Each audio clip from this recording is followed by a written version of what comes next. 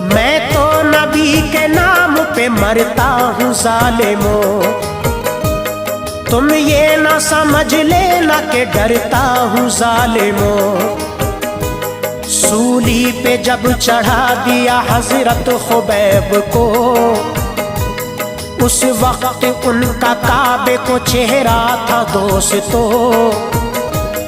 कुफ्फार के सरदार ने कुफ्फारों से कहा, काबे से चेहरा फेर दो, इसका सुनो जरा। बोले खुबैब काबे से चेहरे को फेर दो, दिल फेर ना सकोगे मेरा सुन लो जालिमों। शादाब उनको सूली पे फौरन चढ़ा दिया,